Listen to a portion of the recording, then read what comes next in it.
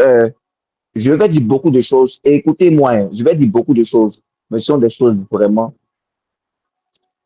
Donc, je vais dire beaucoup de choses.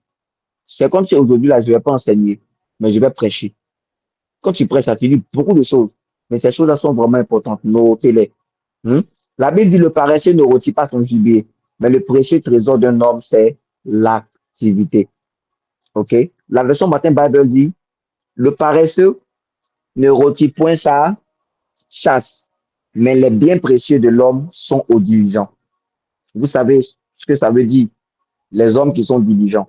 Ce sont des personnes qui travaillent. Voilà. Alors, écoutez, hein, Genèse 2, verset 5. Aucun abus des champs n'était encore sur la terre, et aucune herbe des champs ne germait encore.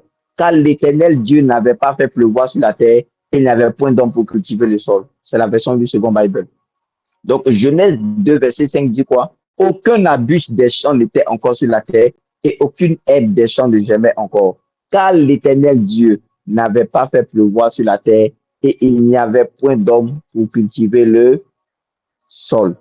Aucun arbuste des champs n'était encore sur la terre, et aucune herbe des champs ne germait encore. Car l'Éternel Dieu n'avait pas fait pleuvoir sur la terre, et il n'y avait point d'homme pour cultiver le sol. Ça veut dire que Dieu a envoyé l'homme sur la terre pour cultiver le sol.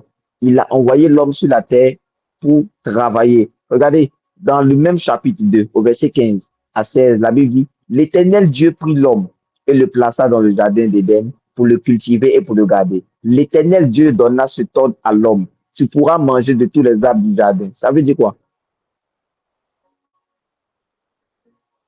Ça veut dire quoi? La Bible dit, l'Éternel Dieu prit l'homme et le plaça dans le jardin pour cultiver et pour le garder. Pourtant, la Bible dit, aucun arbuste des champs n'était encore sur la terre. Donc, quand l'homme est venu sur la terre, qu'est-ce que Dieu a fait? Dieu a permis à l'homme de travailler. Et c'est au fruit de son travail qu'il mangeait. Parce qu'il devait cultiver le sol et le garder. Vous me comprenez? Donc, il a travaillé. Dieu n'avait pas encore mis les herbes. Dieu n'avait pas encore mis les arbres. Pourquoi? Parce qu'il n'y avait pas encore d'homme pour cultiver le sol. Donc, l'homme est venu là cultiver le sol. Et qu'est-ce que Dieu a fait? Les arbres ont commencé à pousser. Et Dieu dit que tu vas manger de tous les arbres du jardin. Mais il y a un arbre que tu ne pourras pas manger. Vous me comprenez? Donc, ça veut dire que l'homme travaillait pour manger. C'est pourquoi la Bible dit dans 2 Thessaloniciens 3, verset 10 à 12, car lorsque nous étions chez vous, nous vous disions expressément, si quelqu'un ne veut pas travailler, qu'il ne mange pas non plus.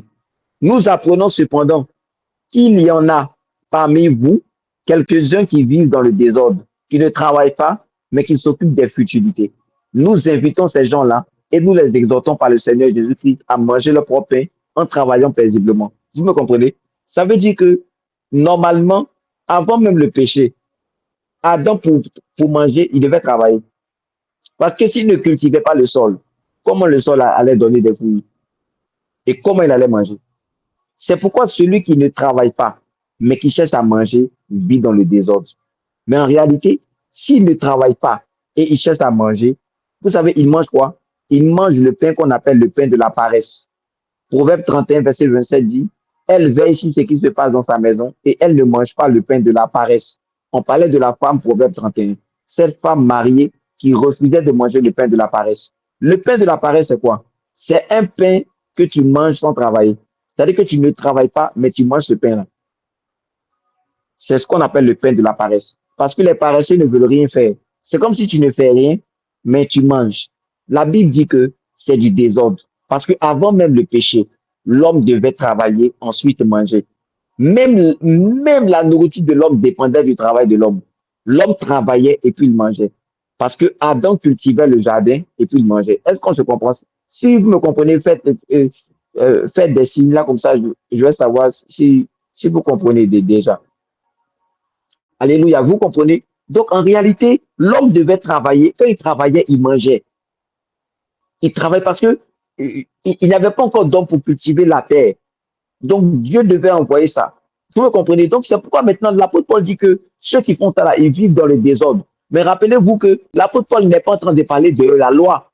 Il parle ici de la grâce. Même dans la grâce, Parce qu'avant le péché, Adam travaillait dans la grâce. C'est après que la loi est venue. N'est-ce pas? La loi est venue avec Moïse. Donc, c'était dans la grâce. Donc, Jésus est venu nous donner la grâce et la vérité. Dans la grâce et la vérité, là, on travaille et puis on mange. On ne mange pas sans travailler. On travaille et puis on mange. Celui qui veut manger sans travailler, il est en train de manger le pain de la paresse. Et je vais vous dire maintenant quelque chose. Je vais vous dire maintenant quelque chose. Pourquoi Dieu a instauré cela? Parce que le pain de la paresse tue. Et puis, ça rend encore plus paresseux. Ce que tu nourris sans qu'ils ne travaillent, tu es en train de les rendre plus paresseux. Tu penses que tu es en train de faire du bien, mais tu n'es pas en train de faire du bien. Tu es en train de faire le mal. Tu les rends encore plus paresseux. Que celui qui ne travaille pas ne mange pas non plus. Nous avons appris que des gens vivent dans le désordre. Ça veut dire que quand tu manges le pain de la paresse, tu es en train de vivre dans le désordre. Alors que la Bible dit que Dieu n'est pas un Dieu de désordre, mais il est un Dieu de quoi? De paix. Il n'est pas un Dieu de désordre, mais il est un Dieu de paix. Maintenant, regardez le verset 12. 2 Thessaloniciens 3, verset 12. Il dit, nous invitons ces gens-là et nous les exhortons par le Seigneur Jésus-Christ à manger leur propre pain en travaillant paisiblement. Vous me comprenez? Dieu n'est pas un Dieu de désordre, mais un Dieu de paix. Autrement dit, celui qui mange le pain de la paresse ne peut pas avoir la paix dans sa vie. Parce que l'ordre même, c'est la paix. Je t'assure, à chaque fois que tu vas désirer manger le pain de la paresse, tu vas sentir que ta vie est désordonnée. Ta vie ne sera pas ordonnée. Tous ceux qui mangent le pain de la paresse, ils vont sentir un déséquilibre. Peu importe, ils sentiront un déséquilibre. C'est pourquoi si tu ne fais rien, tu ne dois rien manger. C'était une leçon divine. C'était pas une punition, hein. C'était une leçon divine. Et c'est comme ça que Dieu a instauré les choses. Elle veille sur ce qui se passe dans sa maison et elle ne mange pas le pain de la paresse. Ça veut dire qu'il y avait des pains qu'on appelait pain de la paresse.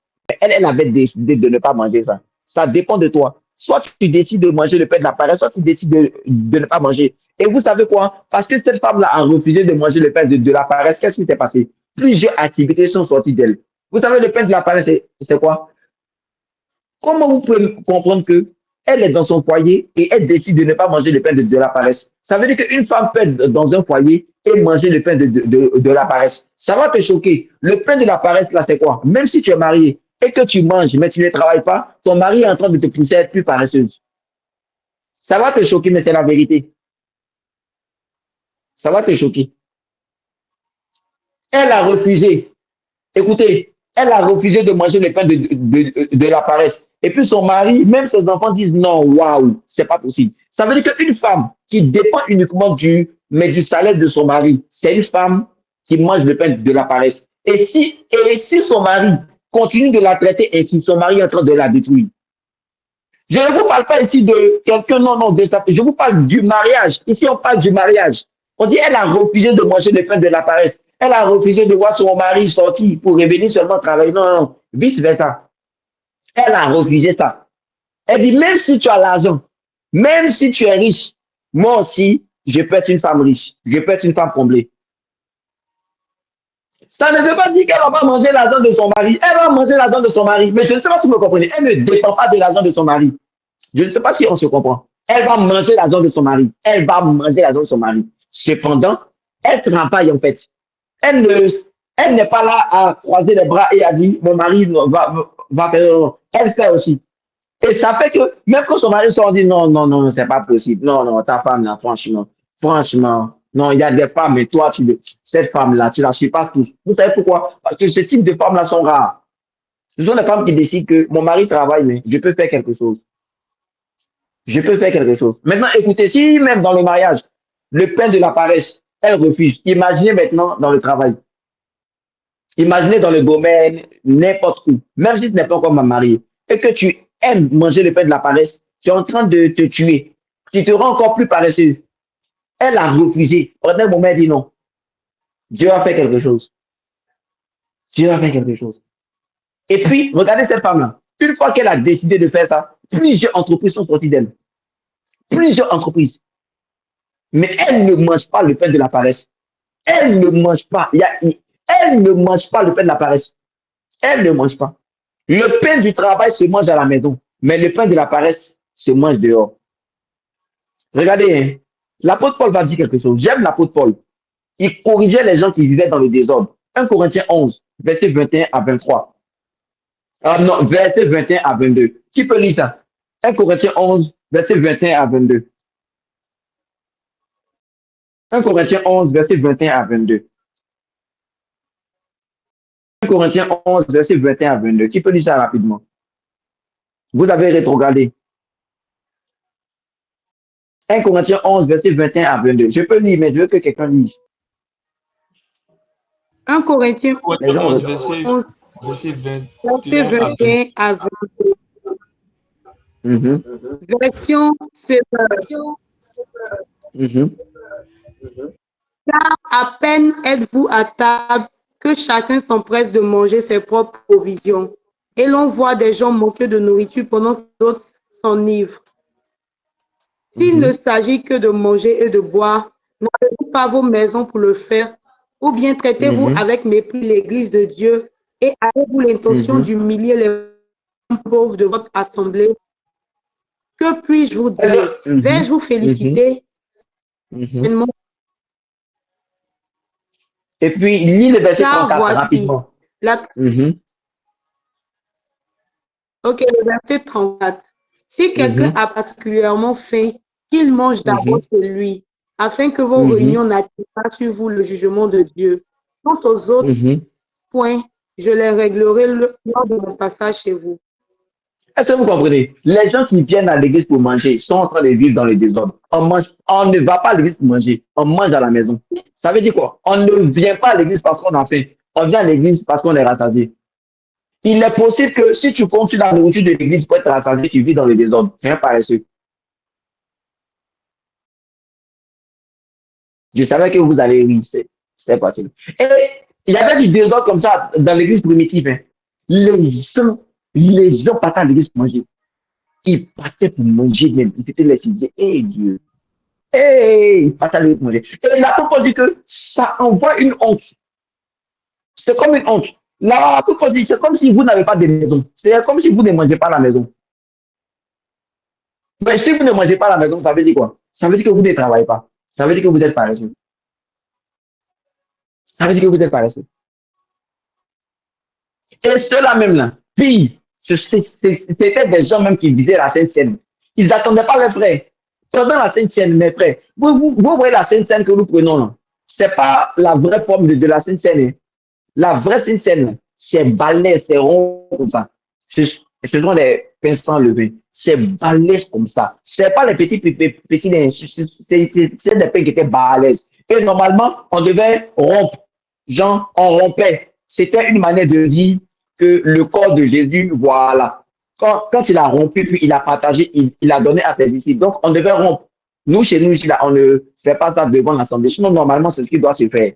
Normalement. Vous allez voir dans certaines assemblées, l'assistant pasteur ou le pasteur arrive à couper, n'est-ce pas? Vous voyez ça, non? Et puis, on partage, on partage, on partage. Normalement, c'est ce que ça doit se faire. Mais ceux-là, ils n'attendaient pas leurs frères. Ils s'attendaient comme ça. Comme le pain était gros, s'il était au moins 10, il y a au moins 30 pains comme ça. Les gars coupent, ils mangent. Ils mangent parce qu'ils ne mangeaient pas à la maison. Ils mangent.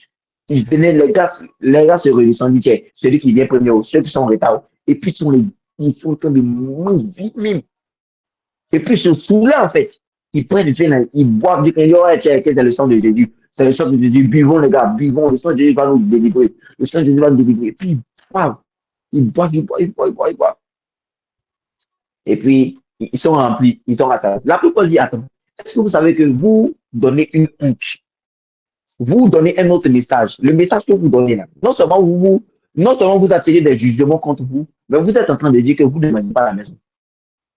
Surtout, surtout, surtout, si tu as une maison, c'est une image bizarre que tu donnes aux autres. C'est comme si tu ne manges pas à la maison. Donc, il est possible que l'apôtre Paul est en train de donner un message pour dire, si vous n'êtes pas ordonné dans ce domaine-là, vous êtes désordonné. Et il ne peut pas avoir de paix. Il ne peut pas avoir de paix. La paix ne peut pas s'installer. Quand on a faim, on mange à la maison. C'est ce que l'apôtre Paul est en train de dire. Regardez un peu. Voici comment il faut prier. Matthieu 6, verset 11. Tu peux prendre la version d'Abi Bible rapidement. La version d'Abi Bible. La version d'Abi Bible rapidement. Ou bien Luc 11, verset 3, la version parole de vie. Matthieu 6, verset 11, la version d'Abi Bible. Ou bien Luc 11, verset 3, la version parole de vie. Rapidement. Rapidement. Enlevez la paresse dans vos corps. Rapidement, rapidement. Parce que je vais vous dire quelque chose. Quand le zèle, c'est d'agir. Oui, oui. Matthieu 6, verset 11, d'Abi Bible. Matthieu 6, verset 11, version d'Abi. Donne-nous aujourd'hui le pain qu'il nous faut. Ah, répète encore. Donne-nous aujourd'hui le pain qu'il nous faut. C'est ça que je suis en train de prêcher là. Qu'est-ce que je vous ai dit? Que Dieu ne nous donne pas ce qu'on veut. Le pain quotidien que toi tu cherches, que tu demandes à Dieu là. Quand tu dis Seigneur, donne-moi le pain quotidien là, regarde ton visage. Pain quotidien que tu demandes là, Dieu peut te donner ce qu'il te faut. Pas ce que tu veux, mais ce dont tu as besoin. Ce qu'il te faut là, c'est ce dont tu as besoin. Tu vas discuter encore à un mot. C'est ce dont tu as besoin là que Dieu te donne. C'est pas ce que tu veux. C'est Dieu, hein, c'est sa parole. Donne-nous aujourd'hui notre pain quotidien. Le pain quotidien, là, c'est ce qu'il te faut. Maintenant, écoute, ce qu'il te faut là, ce qu'il te faut là, ce qu'il te faut là, se trouve dehors. Ce qu'il te faut se trouve dehors. Chaque jour, donne-nous le pain qu'il nous faut. Ce qu'il te faut se trouve dehors. Lorsque tu pries, c'est dans la chambre. Mais pour le récupérer, c'est d'aller le chercher. Psaume 104, verset 22 à 24. Regardez ce que la Bible dit. Psaume 104, verset 22 à 24, la version du second. La Bible dit, le soleil se lève, il se retire et se couche dans leur tanière. Écoutez-moi maintenant. L'homme sort pour se rendre à son ouvrage et à son travail jusqu'au soir. Psaume 104, verset 22 à 24. Le soleil se lève, il se retire et se couche dans leur tanière. Le verset 23 va me tuer. L'homme sort pour se rendre à son ouvrage et à son travail jusqu'au soir. Et le verset 24 dit que tes œuvres sont en grand nombre, ô Éternel. Tu les as toutes faites avec sagesse. La terre est remplie de tes biens. Ça veut dire quoi? En fait, ce psaume-là était en train de dire ce que Dieu a fait, qui est merveilleux, qui est merveilleusement bien. Et puis, il va dire que, en fait, de la même manière que le soleil se lève le matin, et puis il se couche le soir là. C'est de cette même manière-là que l'homme sort pour se rendre à son ouvrage, à son travail jusqu'au soir. Ça veut dire que, quelque part, un homme qui ne sort pas pour aller travailler, c'est un homme qui est paresseux. Vous n'avez pas remarqué, c'est plus facile de rester à la maison. C'est plus difficile de sortir. Le paresseux n'aime pas la facilité. Et le paresseux n'aime pas la difficulté. Il n'aime pas sortir. Il n'aime pas du tout sortir. C'est pourquoi je voulais donner l'exemple sur Eunice. Eunice qui a raconté son témoignage. Vous avez vu comment elle a cherché du travail. On ne cherche pas du travail assis. Non, on sort. On ne cherche pas du travail assis, on sort. On sort. Regardez comment elle explique son travail. La vie, là, c'est pour les durs. La vie, c'est pour les guérir. La vie, là, c'est pas pour ceux qui n'ont. La vie, là, c'est pour des gens qui ont décidé de faire des choses. La vie, c'est pour les gens qui veulent bouger. La vie, c'est pour les gens qui ne sont pas à l'aise sur leur lit, mais qui sont à l'aise dehors, qui veulent sortir dehors pour aller travailler. Il sort. Il sort. Quant à l'homme, il sort pour se rendre à son activité et à son travail jusqu'au soir. Regardez par exemple un gars comme Béni. Je n'ai pas dit qu'il ne faut pas avoir de télé chez toi. Non. Mais Béni même dit que par exemple, lui chez lui, il n'a même pas de télé. Il ne sait pas ce qu'il va faire avec une télé. Ça veut dire quoi? Ça veut dire que quand tu commences à vouloir grandir avec le Seigneur, là, tu ne cherches pas à équiper ta maison comme les autres équipent les maisons. Alors, donne-moi un amen. Tu équipes ta maison en fonction de ce dont tu as besoin. Tu ne vas pas dépenser n'importe comment. Ce n'est pas parce que chez les gens, il y a télé que tu auras télé. Ce n'est pas parce que chez les gens, il y a... Non, non, non. Tu mets ta maison comme tu veux mettre ta maison. C'est ta maison, ce n'est pas la maison de quelqu'un. Quand quelqu'un rentre là, c'est ta maison, ce n'est pas ta maison. S'il rentre, il dit, ah, moi, je vais regarder la télé. Toi, tu es venu chez moi pour faire combien de temps?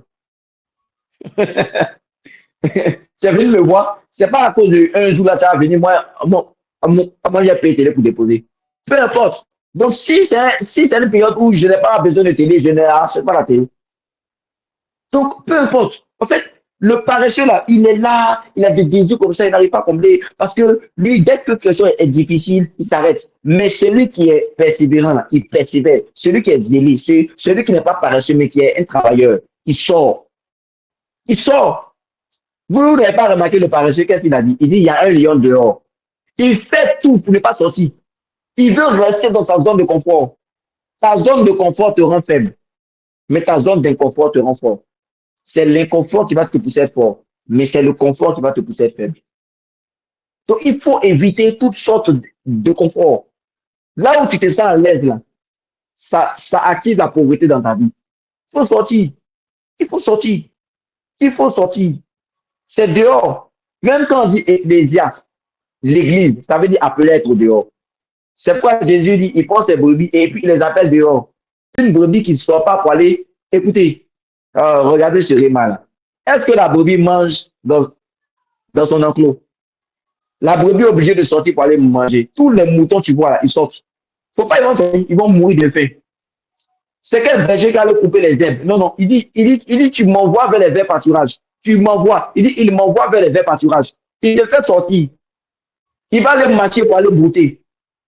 Ta nourriture se trouve dehors, ta nourriture se trouve pas dedans. C'est vrai qu'on mange dedans, mais pour avoir le dedans, il faut avoir le dehors d'abord. Donne-moi un amen. Et c'est ça. Il t'emmène dehors.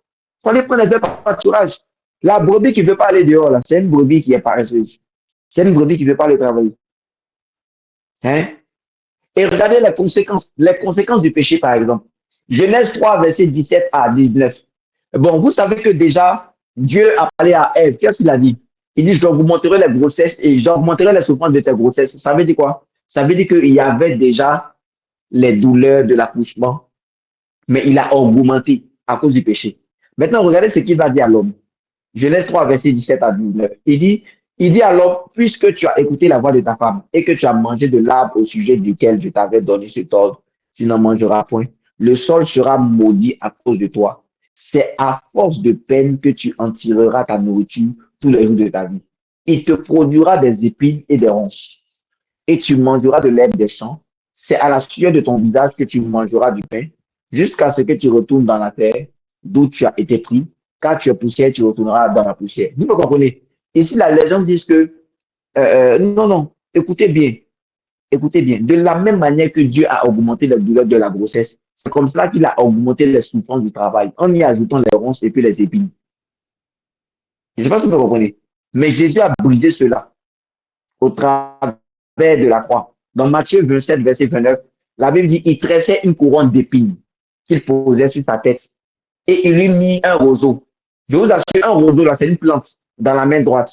Puis s'agenouillant devant lui, il le ralliait en disant, salut roi des Juifs. Est-ce que vous me comprenez? Il tressait des couronnes d'épines et c'est ce que Dieu a dit à Adam. Maintenant, tu vas voir les ronces et les épines dans ton lieu de travail. Maintenant, Jésus a brisé ça. Maintenant, il dit que c'est la sueur de ton front. Oui, oui. Parce qu'il avait augmenté juste la souffrance du travail. Sinon, Adam souffrait un peu. C'était pas mauvais pour travailler, pour manger. Il travaille et puis il mangeait. Donc, Jésus est venu briser ça avec son sang. C'est pourquoi les épines, là, c'était sur le visage de Jésus. C'était à la sueur du front, mais en réalité, la sueur, là, s'est transformée en sang. Donc, quand on prend les épines, on met ça. Et puis, n'oubliez pas qu'on lui met quoi? On lui donne un roseau. C'est une plante. Ce sont des herbes sur ta main droite. Parce que Adam devait cultiver le jardin. Donc, c'était une manière de dire qu'il venait détruire la malédiction qui était sur le travail. Donc, c'est pourquoi maintenant l'apôtre Paul va dire, celui qui ne travaille pas, qui ne mange pas. Parce que le travail doux et paisible se trouve maintenant en Christ. Maintenant, avant ça, le travail qui était une malédiction, c'était un travail où les gens étaient prêts à sacrifier leur intérêt pour le Seigneur à cause du travail. Je donne un exemple. Quand on te donne un travail, le travail, là, on te donne ça. Et puis, on te dit que ça va te priver d'adorer le Seigneur. Mais malgré ça, tu prends le travail. C'est un travail de malédiction. Tout travail qui t'empêche à prier et à adorer, sincèrement, c'est un travail qui vient du diable. C'est pour te ruiner. C'est un travail où il y a les ronces et il y a les épines. C'est comme si tu ne peux pas. Et c'est ce que le peuple d'Israël était en Égypte. C'est comme ça qu'ils souffraient. C'était un travail des épines et des ronces. Un travail où ils ne pouvaient plus adorer Dieu. Donc Dieu a voulu faire sortir ce peuple-là au milieu d'Égypte. Pour faire quoi? Pour aller l'adorer dans le désert. Parce que à cause du travail là, ils ne pouvaient pas adorer Dieu. Ils étaient fatigués. Quand ils rentraient à la maison, ils étaient épuisés. On leur donnait assez de travail. Donc il est possible que Satan te donne assez de travail, mais c'est un travail des ronces et des épines. Tu vois des gens comme ça qui n'arrivent plus à prier à cause du boulot. Ils sont là, ils boivent seulement, ils bougent. Toi, tu crois que tu es en train d'impacter le monde. C'est le monde qui est en train d'être impacté. Le monde est en train de te détruire. Tu ne sais pas. Là où tu vas voir, là, tu n'es plus chrétien. En fait, tu n'as même plus de force. Quand tu seras au bureau, on va signer un chèque tu sais que, on va te dire de mentir un peu au client. Quand tu vas vouloir parler, on va dire, oh, bon, monsieur, vous allez gagner 10 millions dans l'affaire. Tu vas parler dans ta gorge, tu vas m'appeler, tu vas me donner la dîme, 1 million. Moi aussi, je ne vais même pas te demander, tellement que je serai content. Je ne vais même pas te demander, hey, travail là, c'est comment? Toutes les dîmes maudites resteront maudites à jamais. Toutes les dîmes maudites seront maudites à jamais. Si tu es dans les choses là, il ne faut pas m'ouvrir la dîme, il faut demander ça. Tu es ton propre Seigneur. Mange ça bien, pardon. Il ne faut pas faire ma main sera sèche. Je vais prendre la dîme là, je vais payer le micro. Ça va faire CDS et puis tout se gâte. Tout se gâte. Nous-mêmes, on ne comprend pas ce qui se passe. Dire que oui, là, c'est pas bon. Donc, vous me comprenez. Donc, mais je déclare au nom de Jésus que tu trouveras un travail paisible. Tu trouveras un travail paisible. Tu trouveras un travail paisible. Un travail paisible. Et c'est possible. Parce que Adam faisait des efforts, hein, mais c'était pas paisible. Il n'y avait pas de ronces. Il n'y avait pas de discipline. C'était un travail doux. C'était un travail excellent. C'est quelqu'un qui aimait son travail. Il était à son poste. Tu trouveras cela au nom de Jésus. Alléluia. Mais vous n'avez pas remarqué quelque chose. Je vais attirer votre attention sur une chose. Vous n'avez pas remarqué que tous les apôtres que Jésus a pris, la plupart, ils étaient dans les lieux de travail. C'est comme si Dieu cherchait des gens même qui étaient zélés. Quand on voit Jean, quand on voit Pierre, c'était des gens qui étaient dans le lieu de travail. Quand on voit Lévi, il était collecteur d'impôts. C'était des gens qui étaient en train de travailler, des gens qui réparaient le filet, des gens qui étaient auprès de leur père en train de pêcher les poissons. Et c'est là que Jésus a dit, suivez-moi. Ça veut dire quoi? Ça veut dire que souvent là, regarde, ton domaine professionnel que tu négliges, tu ne sais pas que ton domaine professionnel peut attirer ton domaine ministériel. Ton domaine professionnel attire ton domaine ministériel. Souvent, là, tu ne sais pas à quoi Dieu t'appelle parce que tu ne fais rien. Tu peux, même Gédéon, il était en train de faire quelque chose. Et c'est là que Dieu est venu.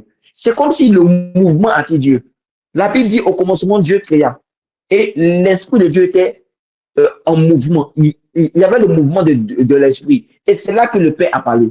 Tout mot, regarde, quand tu es inactif, toi-même tu désactives la puissance de Dieu. Quand tu es actif, c'est pourquoi la Bible dit que tout ce que tes mains trouvent à faire, il faut le faire. Quand tu es sur la terre, là, tout ce que tes mains trouvent à faire, il faut le faire. Fais-le. Même si ce n'est pas ton appel, ça va te conduire à ton appel. Oh, donne-moi un amen. Parce que Dieu aime les gens qui bougent. Dieu n'aime pas les gens qui sont là, qui sont couchés là, non, en train de rien faire, qui sont en train de ronfler. Non. Tu es assez ronflé. Lève-toi, sors. Amen. Tous ceux qui sont actifs, je t'assure, ils bougent le ciel. Pourquoi la Bible dit que tout ce que ta main trouve à faire, fais-le. Depuis là, tu es couché, tu dis non, que tu as fait un songe. Et puis dans le songe, tu vas voir, Dieu t'appelle à faire quoi? Mon ami, tout ce que ta main trouve à faire, fais-le. Tu vas voir. Gédéon n'était pas appelé à faire gâteau, mais il était en train de faire gâteau. Et c'est dans le gâteau-là que l'Esprit du Seigneur est venu lui parler. Un ange lui a apparu. Même Moïse, il n'était pas appelé à être berger, mais il était en train de perdre le troupeau de son beau-père. Et puis, il y a eu un mouvement. Dieu, c'est-à-dire qu'il s'est détourné. C'est-à-dire que quand tu es en train de faire quelque chose, donne-moi un amen là où tu es. Regarde David, par exemple. Il était en train de perdre le troupeau. Et Dieu dit, j'ai trouvé un homme selon mon cœur. L'homme selon le cœur de Dieu, là, c'est pas un homme qui est couché là, a dit non, tout est fini. Non, l'homme selon le cœur de Dieu, là, c'est quelqu'un qui se lève et qui décide de travailler. Il n'était pas appelé à faire le troupeau de son papa. Mais il s'est levé et dit, je vais faire quelque chose. Je vais faire quelque chose. Il était blessé, il avait des blessures. Mais il travaillait. Je vous assure, l'un des moyens même de guérir, c'est de se lever pour faire quelque chose. Quand tu es en train de travailler là, il y a des choses qui vont t'oublier. Vous n'avez pas remarqué quelque chose. Quand tu es là, quand tu es concentré, quand tu ne fais rien, il est possible que tu penses à toutes les choses qui vont te blesser. Boum et autres. Mais quand tu es en train de faire quelque chose, je vais pas vous dire quelque chose. Même le travail délivre de certaines choses. Il y a un de mes amis qui était délivré de la masturbation. Vous savez comment il était délivré de la masturbation? Il m'a dit à l'époque, il m'a dit, mon frère, j'étais délivré de la masturbation parce que j'ai réalisé que cet esprit-là, il vient matin quand je ne fais rien. J'ai comme l'impression que c'est quand je suis seul ou même quand je ne fais rien. C'est là il vient matin. Et effectivement, il dit que quand il s'est levé, il a commencé à faire quelque chose. Même quand il ne voulait pas faire, il fait du sport. Même quand il ne voulait pas faire, c'est comme ça que cet esprit-là l'a lâché. C'est comme s'il y a des choses qui te lassent quand tu les brabayada. Il y a des choses qui te lassent quand tu es actif. Je peux dire quelque chose. Est-ce que vous savez que tout Israël était à terre, tout Israël était découragé, tout Israël était inactif.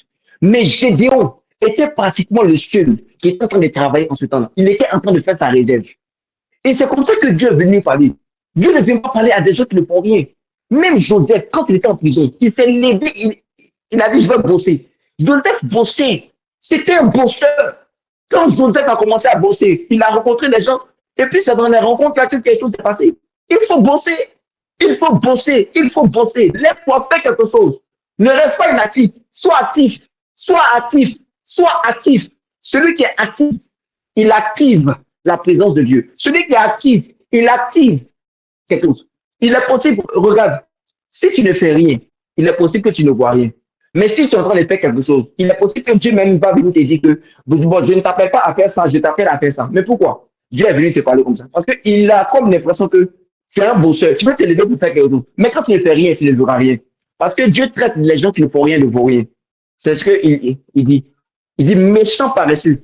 Il dit, mais que parce que tu es un vaurien, je vais t'emmener en enfer. Donc ceux qui ne font rien sont des vauriens. Ça veut dire que c'est comme si tu es en train de dire que ta valeur n'est rien.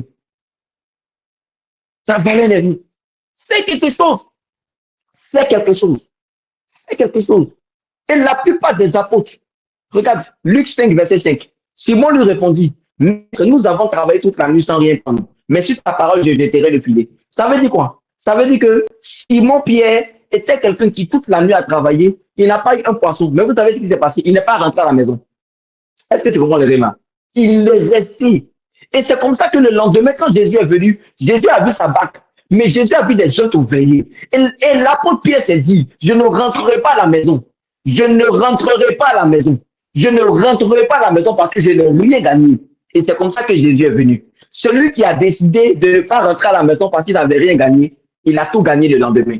Amen, amen. C'est un bosseur. Jésus a donné la clé de l'église à un ancien bosseur. Parce que, écoute, pour être un nouveau bosseur, pour être un ancien bosseur, vous n'avez pas remarqué quelque chose.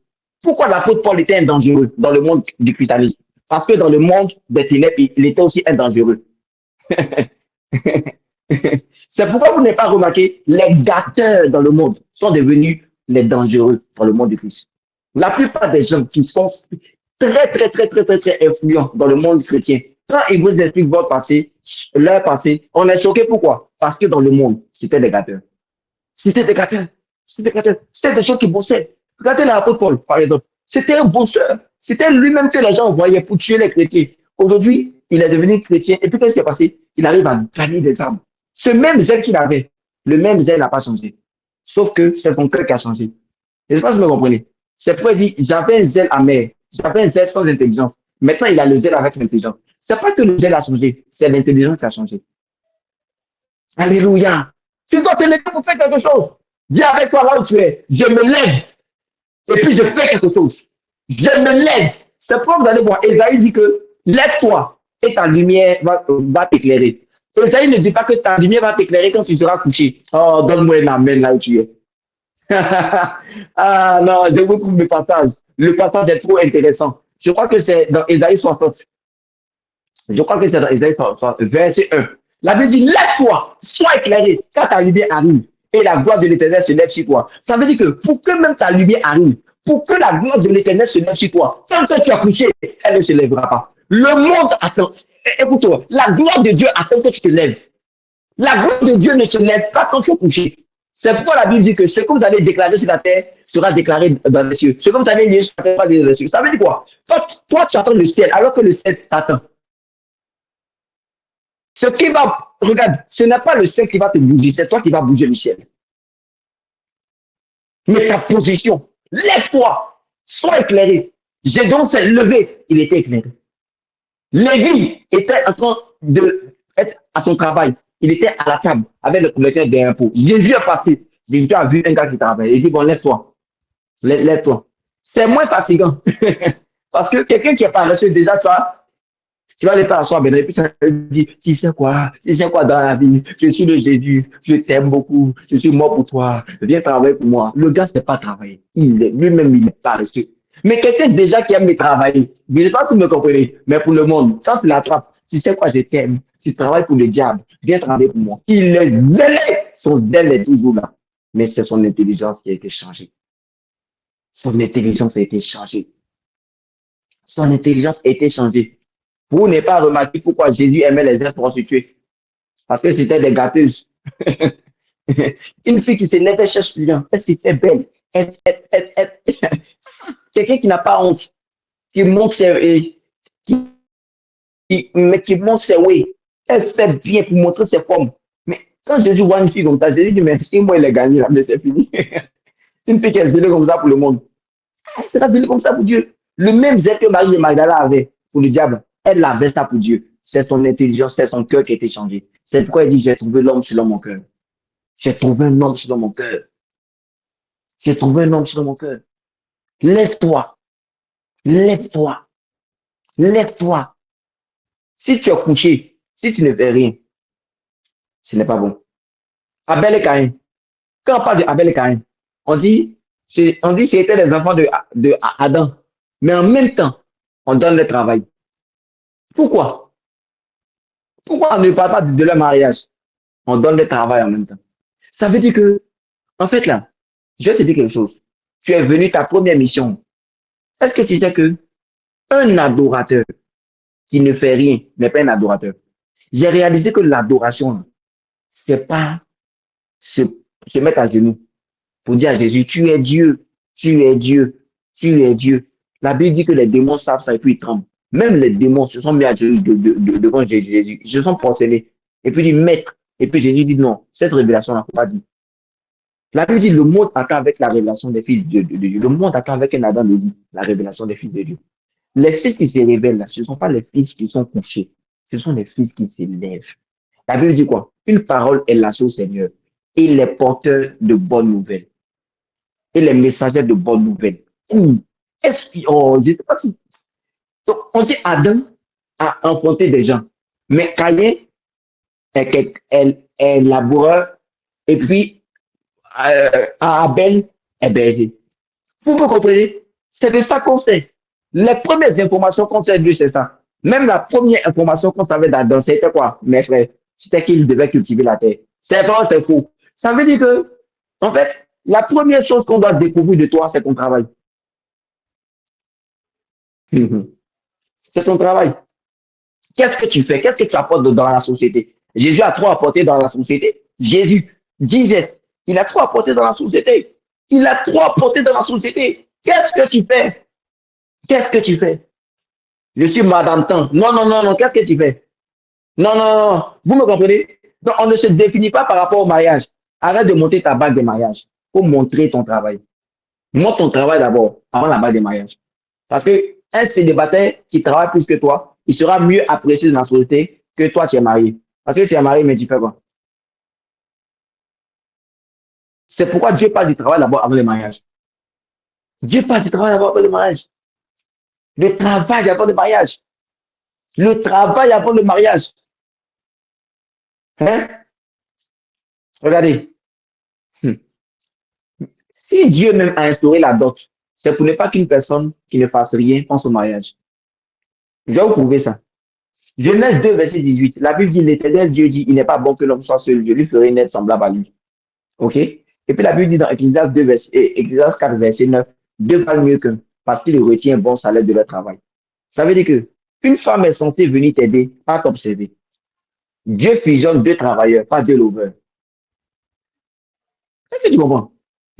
C'est pas deux personnes qui lovent, qu'il veut chercher à fusionner. C'est deux personnes qui ont l'art de travailler. Parce qu'il parle de deux salaires. On parle mieux qu'un. Pas deux cœurs, pas deux love, pas deux amours. Je ne sais pas si quelqu'un est en train de comprendre ce que je fais dans les précis. Genèse 1, verset 1. Au commencement, Dieu créa les cieux et la terre. Écoutez, hein, maintenant dans Jean 3, verset 16, qu'est-ce que la Bible dit? Car Dieu a tant aimé le monde qu'il a donné son Fils unique, afin que quiconque en lui ne périsse pas, mais qui ait la vie éternelle. Vous savez ce que ça veut dire? Le péché a révélé le Dieu lover, mais le vide et l'informe a révélé le Dieu bosseur. On a connu le Dieu bosseur avant le Dieu lover. Celui qui cherche à lover avant de bosser est un aventurier. Au commencement, là, on a connu un Dieu qui bosse. C'est quand le péché est venu qu'on a connu un Dieu qui love. C'est pourquoi il a voulu faire ça. Il a instauré ça dans la vie d'Adam. Il lui a donné le travail avant le love. Au commencement, Dieu créa, pas Dieu aima. Mais c'est quand après le péché est venu que qu'est-ce que la Bible dit? Car Dieu a tant aimé le monde. Mais avant ça, Dieu bosseur. Il voit qu'il bosse, il fait la lumière soit, il place les choses. On voit un Dieu qui est là bossé. On voit un Dieu qui est là bossé. Ça veut dire quoi? Un homme, une femme qui pense à lever avant de travailler, c'est un homme, une femme qui est déséquilibré, qui est désorganisé. Qui est désorganisé. Qui est désorganisé. Qui est désorganisé. Qui est désorganisé. Qui est désorganisé. Donc faites attention, c'est très important. C'est ça dont je suis en train de prêcher. L'importance du travail, c'est important. Bosse, il faut bosser. Il faut bosser. Il faut bosser comme un fou. Il faut bosser comme une folle. Bosse. Et je vais terminer avec ça. Matthieu 25, verset 14 à 30. OK? Parole de vie. Je pense terminer avec ça parce que j'ai fini. Le royaume des cieux ressemble à ceci. Un homme part en voyage. Je vais même mettre, parce que c'est trop long. Donc, je mets.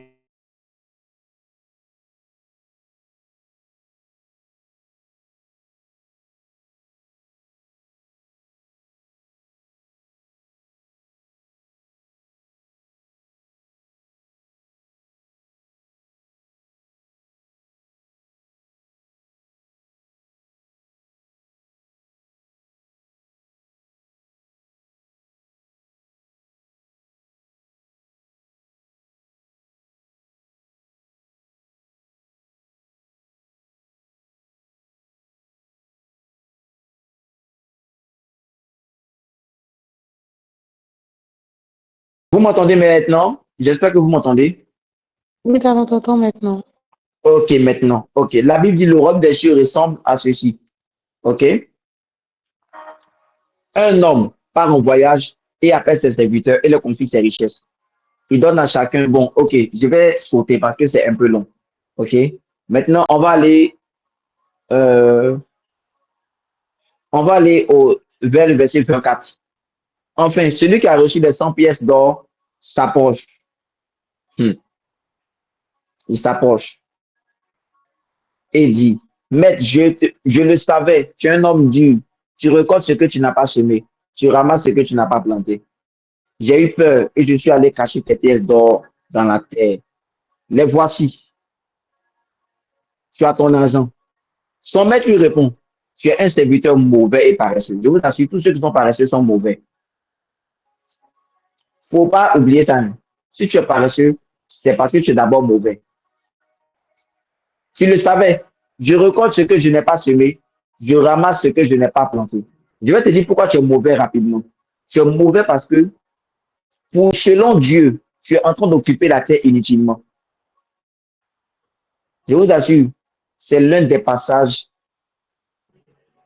Après le passage, je ne vous ai jamais connu ouvrier d'iniquité là. Le passage qui me fait le plus peur dans la Bible, c'est ce passage-là. C'est ce passage-là. C'est ce passage-là. Quand il a dit, regarde, quand il a dit, tu occupes la terre inutilement.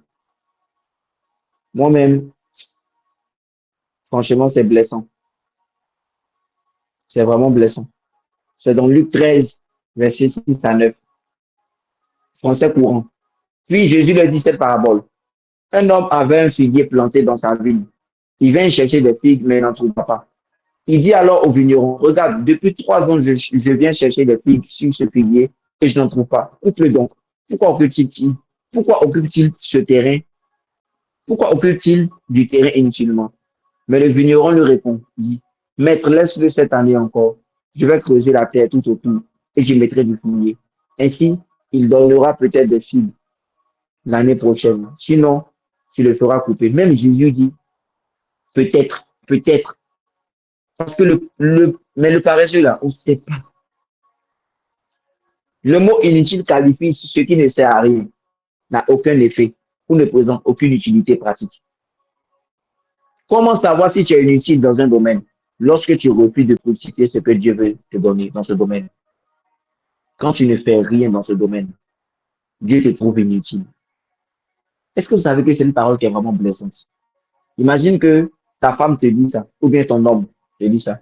Il te regarde et puis il dit, je te trouve inutile. Ça te blesse. Même ton papa. Maintenant, il faut laisser même ce type de personne. Il faut regarder maintenant Dieu qui dit ça. Dieu qui regarde des gens qui ne font rien. Et puis, Dieu, hein, c'est parce que tu ne sais pas. Mais il y a des débats qui se font dans le ciel. Où Dieu regarde et puis il se dit, mais pourquoi le gars là, il occupe la terre là? Est-ce que vous savez qu'il y a des gens qui meurent vite parce qu'ils ne font rien? Le pasteur Yannick Jati avait prêché ça en parabole. Il avait dit comme ça que il y avait une personne, il avait un de ses pasteurs, il lui a dit de faire quelque chose. Il faut ouvrir les églises. Il ne voulait pas ouvrir les églises. Ça, c'est lui-même, hein. Il ne veut pas inviter.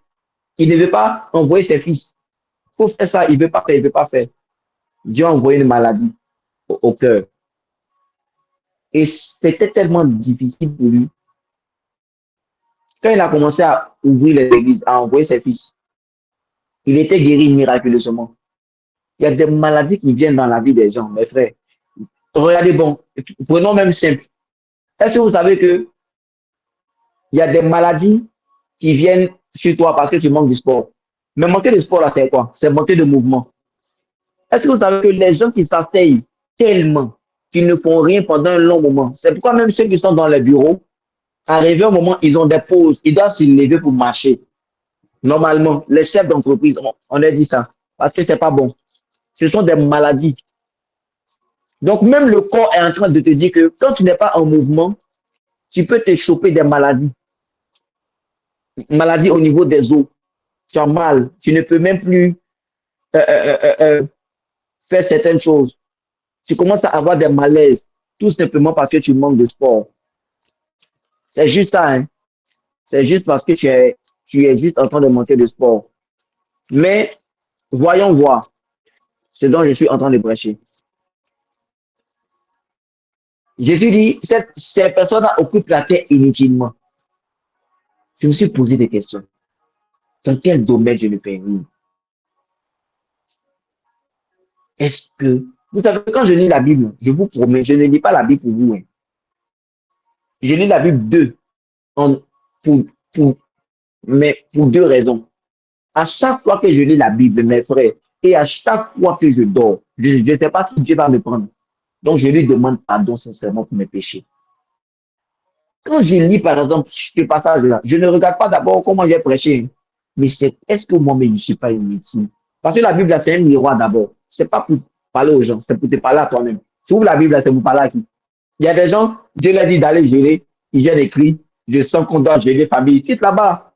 Les gens, les gens jeûnent déjà, c'est à toi Dieu a dit de gérer. Tellement que dans ta tête, tu as l'esprit d'aller dire aux gens, tu sais que c'est de l'orgueil.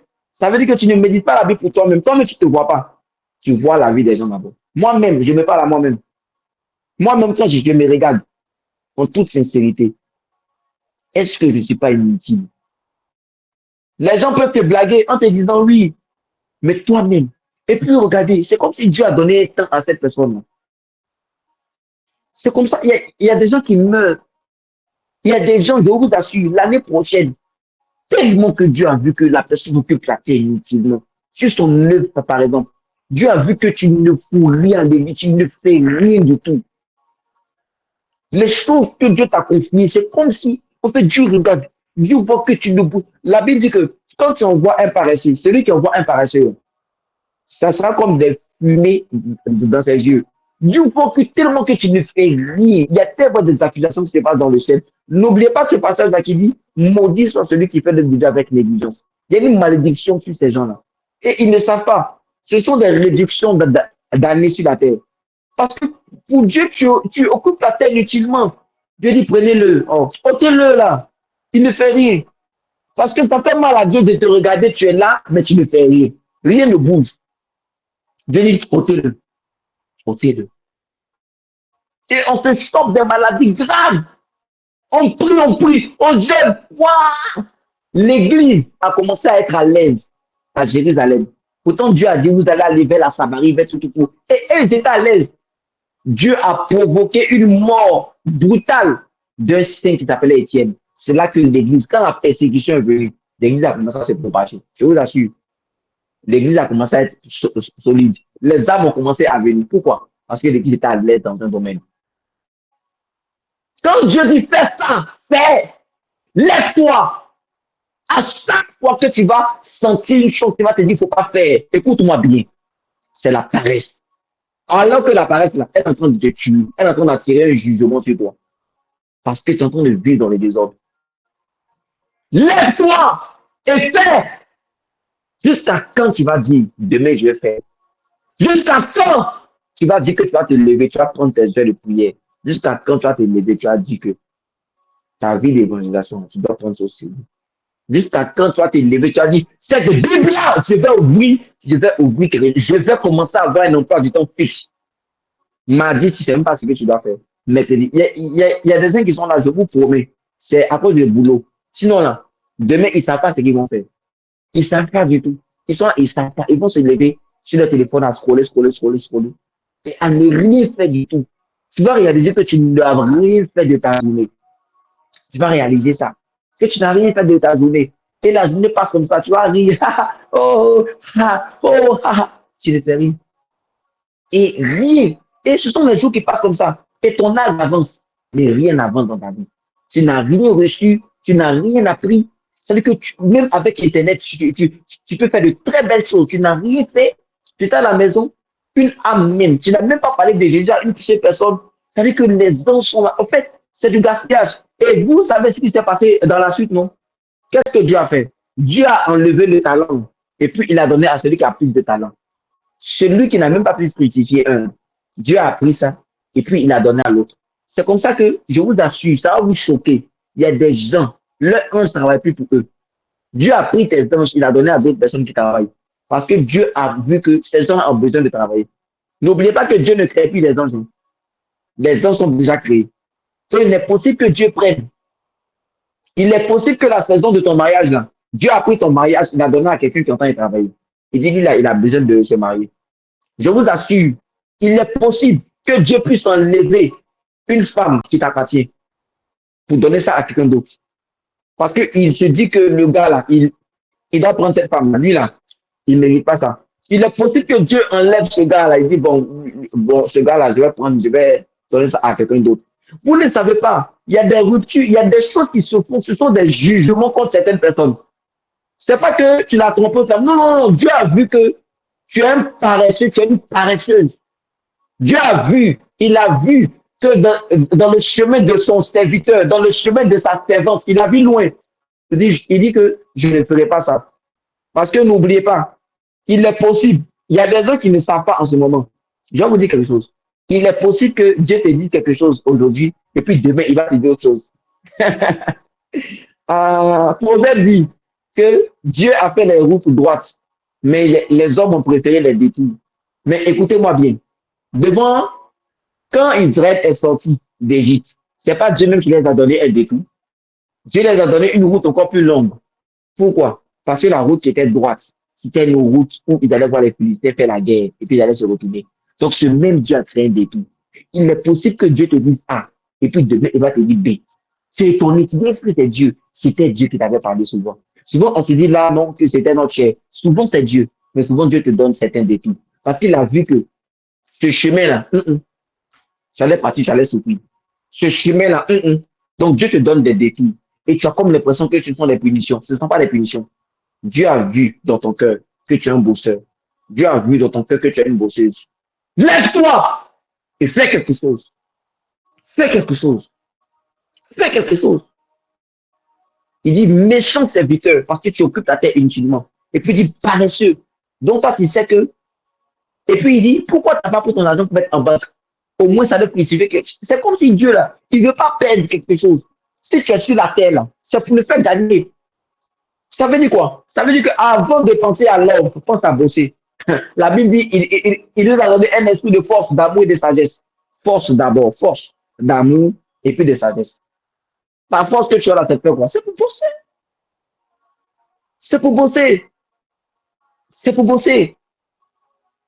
Et je vais terminer avec ce conseil-là. Excusez-moi, c'est un conseil. C'est un conseil. Un jour, c'est comme si une personne vient et puis la personne me dit, il y a, j'ai demandé de l'argent à une personne de ma famille et la personne ne m'a pas donné cet argent.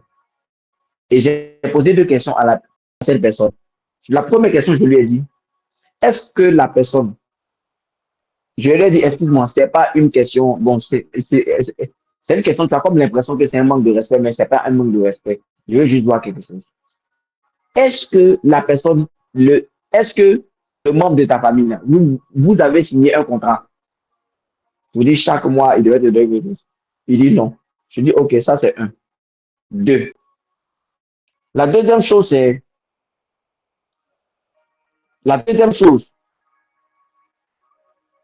est-ce que cette personne ne t'a jamais aidé? La personne m'a dit que cette personne l'a déjà aidé.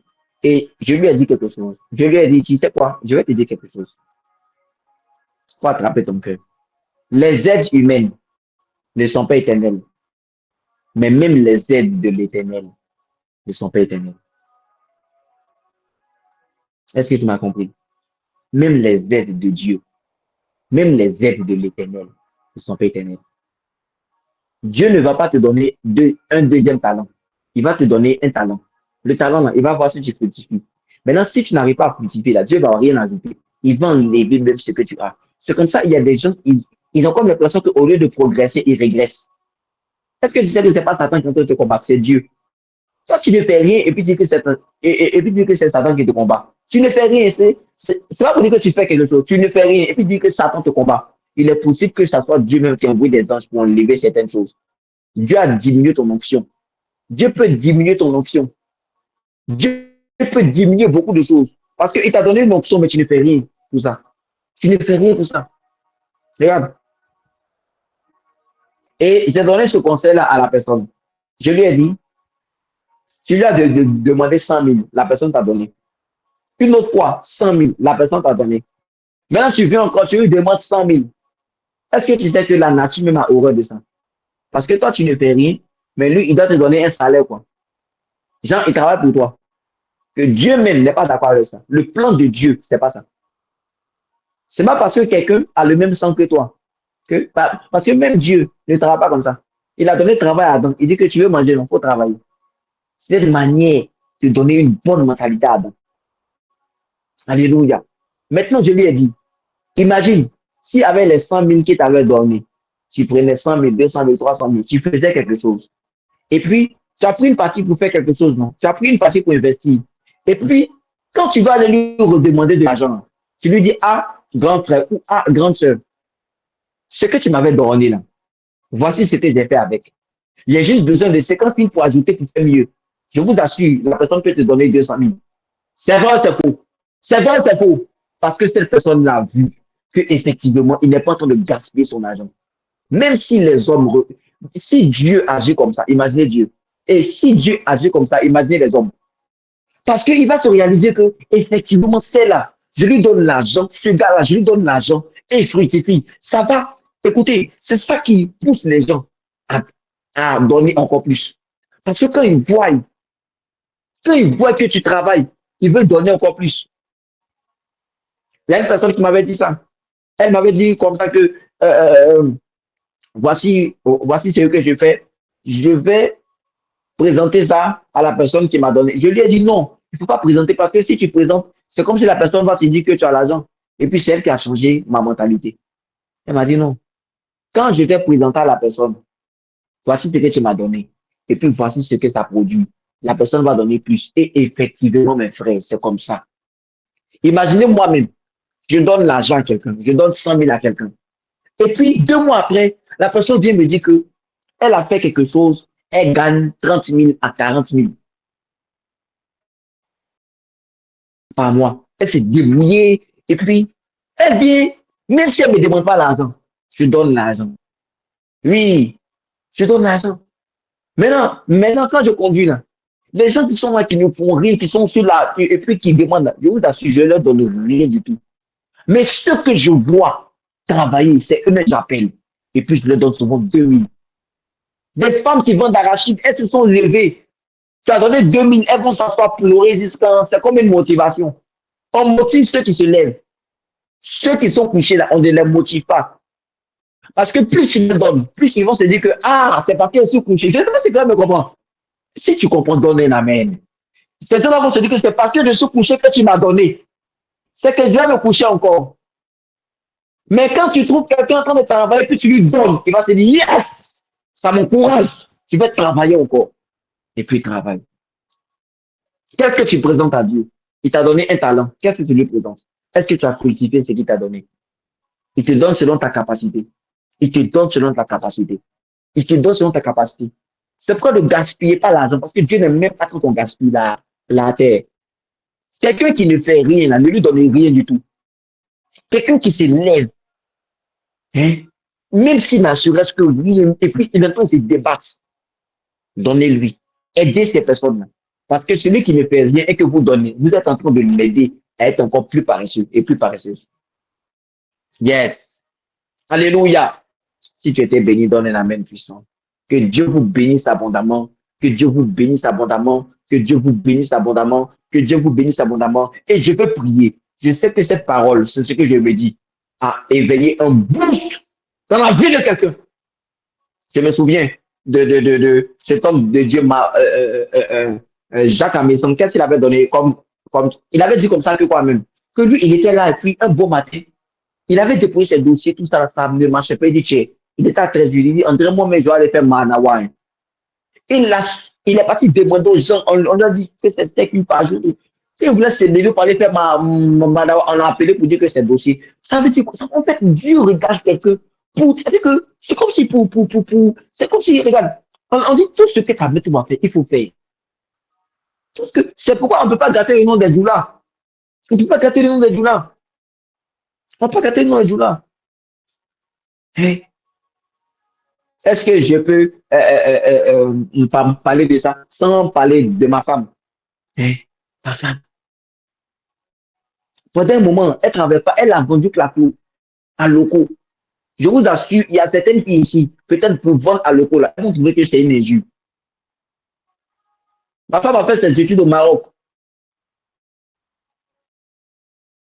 C'est-à-dire que dans l'une des universités, c'est-à-dire que qui sont vraiment travailleux.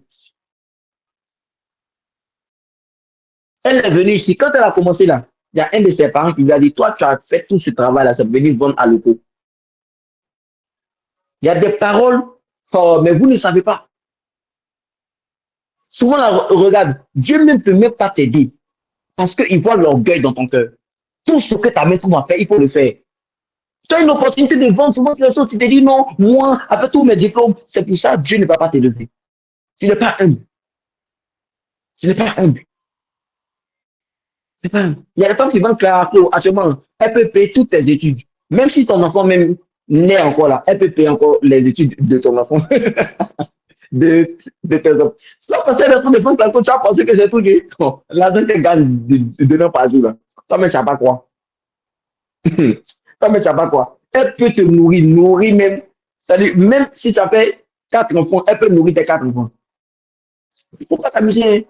Les femmes qui vendent, non. Elle a vendu à locaux, elle a vendu Claplo. Les gens pensaient que c'était un exemple, c'était un sujet d'humiliation pour moi. Ce qui faisait que je partais là-bas même, je m'asseyais, je mangeais, moi. C'était le sujet de tout. Mais la partie qui m'a cassé, c'est un jour, je me suis levé. Je ne la vois pas. Je demande où, et puis Emma me dit qu'elle est partie vendre. Vous savez, elle est partie vendre quoi?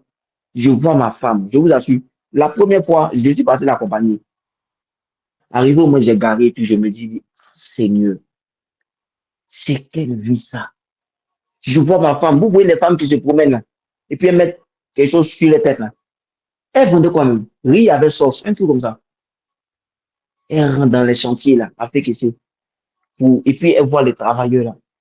Il était choqué, il dit, c'est comme si on m'a donné un coup de fou. J'étais là, je me disais, mais attends, c'est ma femme qui est là. Et puis je me dis en moi-même, non, c'est une grande dame. C'est une grande dame. Je sais là où Dieu est en train de me dire. Je sais là où Dieu est en train de nous envoyer. Et alors, j'espère que ce message est en train de booster quelqu'un. J'espère que ce message est en train de bénir la vie de quelqu'un. Alléluia. Et c'est comme ça. C'est comme ça. C'est comme ça que c'est la fille qui va aujourd'hui mettre des recettes. Il y a des choses qu'elle ne peut pas dire. Il y a des choses qu'elle ne peut pas dire. Mais Dieu va voir ton cœur. Dieu va voir ton cœur. Faut pas penser que c'est une humiliation. Ce que ta maison va faire, fais-le! Fais-le! Tu peux le faire. Tu peux le faire. Lève-toi et fais-le. Lève-toi et fais-le. Elle, elle avait dit ça la dernière fois, non? Quand on entend parler avec je crois, on était avec Avina Colombe, on était avec Marcel, on était avec. Elle a dit qu'elle a fait servante aussi au Maroc. Servante au Maroc. Ma femme a fait servante. Je vous assure, servante. Elle s'occupait d'un enfant. Ma femme, mom que vous voyez là, elle a fait servante. Servante. Elle était servante. Vous imaginez ça? Ma maman était servante. Mais Dieu l'a connectée à mon papa qui était le premier directeur de la BNI. BNI que vous voyez là, le premier directeur, autant de faux bois, c'était mon papa. Mais ma maman a fait servante. Elle venait d'une famille pauvre. Elle a fait servante. C'est comme si ceux qui se lèvent pour dire, peu importe, souvent là, faut pas regarder la maison de tes parents, ou bien tes parents, ou bien non, non, ou bien écouter ce que tes parents vont dire, ce que Dieu te dit, même si c'est petit à tes yeux, fais-le. La Bible dit, la Bible dit, le plus petit deviendra un millier. Reçois cela au nom de Jésus. Reçois cela au nom de Jésus. Pendant que toi, tu es là, pas tu crois que c'est une punition. Dieu regarde ton cœur. Dieu est en train de t'élever. N'est-ce pas, David? Il était berger. Aujourd'hui, il est devenu roi. Et sa descendance, le Christ est sorti. C'était un ancien berger. Un ancien berger. Un ancien berger qui avait les odeurs des moutons.